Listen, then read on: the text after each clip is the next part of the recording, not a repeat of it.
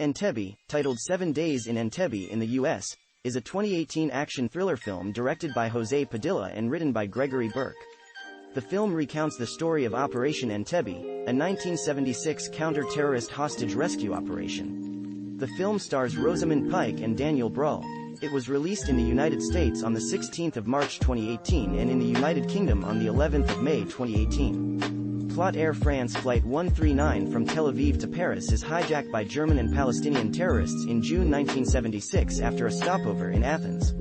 Germans Brigitte Kuhlmann and Wilfried Bose, members of the revolutionary cells, were previously with two men from the Popular Front for the Liberation of Palestine in a training camp in Yemen where they trained for this action and prepared not to show compassion. They deliberately hijacked an Air France plane because they accused France of having helped Israel strengthen its army. Among other things, they want to free 40 Palestinians imprisoned in Israel. The hijackers force the captain to make a refueling stop in Benghazi, believing that they can fly undisturbed from there. During the refueling, a pregnant British woman is released. The flight then takes off, and the hijackers force the pilot to land at the airport in the Ugandan city of Entebbe. The next morning, the hostages are taken to an abandoned terminal at the airport. They are personally received by the president of Uganda, dictator Idi Amin. He and his soldiers support the kidnappers. The two Germans guard the hostages while the Palestinians begin negotiations with Israel. The Israeli Prime Minister Yitzhak Rabin, who is currently chairing a cabinet meeting in Jerusalem, receives a message informing him of the kidnapping and the fact that there are 83 Israelis on board. He and Secretary of Defense Shimon Peres learn from the released British passenger that two of the hijackers are German. Peres advocates the use of the military, even if soldiers or hostages are killed in the process and diplomatic complications arise as a result. Rabin believes that it would be more prudent to negotiate, but sees no other way to maintain the raison d'etat and agrees. When the Israeli government, contrary to its previous policy, signaled its willingness to negotiate to deceive the kidnappers, they released a large number of hostages. There is a dispute between the kidnappers because the Israelis must be selected and taken hostage. Among them is an old woman whom Wilfried Bose recognizes as a former KZ prisoner by the camp number tattooed on her arm. He is reluctant to take this approach because it reminds him of the selection of Jews by the National Socialists and he does not want to be taken for a Nazi. The pilot of the hijacked machine refuses to abandon the Israeli hostages and stays with the entire crew in the terminal. Meanwhile, the Israeli intelligence service is planning to rescue the hostages with a special unit of the Israel Defense Forces. After the satellite images were evaluated, General Mata Gur recommends the deployment and the cabinet approve the release Operation Thunderbolt. Without the knowledge of the Ugandan government, Israeli transport planes land in Entebbe at night.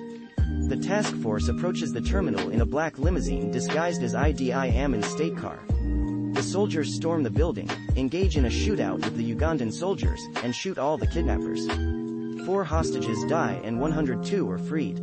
During the liberation campaign, a theatrical dance performance takes place with the traditional Passover song, Echad Mi Yodia.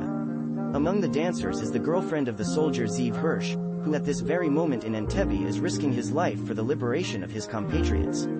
Cast production on the 11th of February 2016, it was announced that Jose Padilla would next direct Entebbe for working title films in Studio Canal, from a script by Gregory Burke. On the 29th of July 2016, Rosamund Pike, Daniel Bruhl and Vincent Cassel joined to play the lead roles in the film, with Cassel ultimately not participating. Principal photography on the film began on the 14th of November 2016 in Malta, and production also took place in the UK during filming. A plane landed at Malta International Airport as a result of a real hijacking and scenes of passengers exiting after negotiations had succeeded were used in the movie. The film features extensive footage of the noted Bathsheba Dance Company, dancing to a modern version of the traditional Jewish song Echad Mi Yodia. One of the characters in the film is a dancer in the troupe, and the dance is shown as the film opens and then throughout the film, intercut with portions of the narrative. The film premiered on the 19th of February 2018 at the 68th Berlin International Film Festival. It was released in the United States on the 16th of March 2018, and received a release in the United Kingdom on the 11th of May 2018. Promotion and initial trailer for Entebbe was released on the 7th of December 2017, Usan. The 1971 song, I'd Love to Change the World, by the band 10 years after. Critical reception on review aggregator website Rotten Tomatoes, the film holds an approval rating of 24% based on 119 reviews, and an average rating of 4.9/10.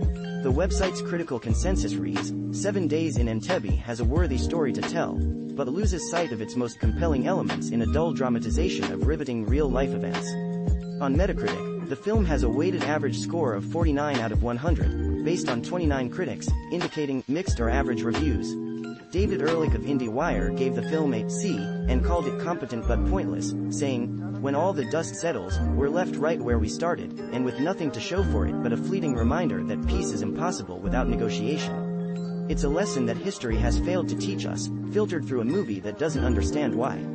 The Chicago Sun-Times' Richard Roper gave the film 2 out of 4 stars, writing, "All too often in 7 Days in Entebbe, primary characters on all sides of this 1970s period piece political thriller state the obvious, and then state it again, and then have to stand around while someone else states the obvious one more time, just in case the folks in the seats have yet to grasp the stakes at hand and the dilemmas in play."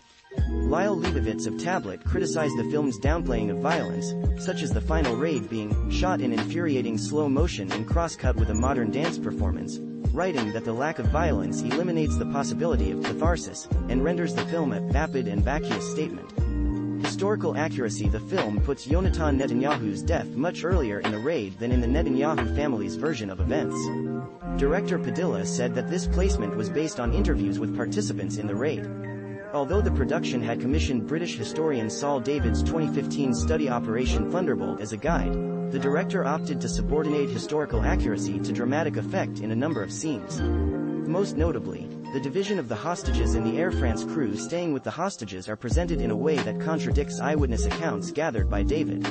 Soundtrack: all cues were produced and composed by Rodrigo Amarante. Credits and personnel: Rodrigo Amarante, arranger, composer, engineer, primary artist, producer John Bergen, art direction Matthew Compton, arranger Eric Craig, A&R Andrew Feinberg, A&R Mark Graham, conductor, orchestration Todd Dahl-Hoff, arranger, engineer Jake Jackson, mixing Lewis Jones, engineer Paul Katz, executive producer Samer Kuha, engineer Kirsten Lane, music consultant Brian McNellis, executive producer David Reichardt, engineer Skip Williamson, executive producer. See also Victory at Entebbe, a 1976 American TV film about the events of Operation Entebbe. Raid on Entebbe, a 1977 American TV film about the same event. Operation Thunderbolt, a 1977 Israeli film. The Last King of Scotland, a 2006 British-German film containing the raid as a subplot. The Delta Force, a 1986 Israeli-American action thriller partially inspired by the events. References: external links: official website Entebbe at IMDb, 7 Days in Entebbe at AllMovie, Entebbe at Metacritic, Entebbe at Rotten Tomatoes.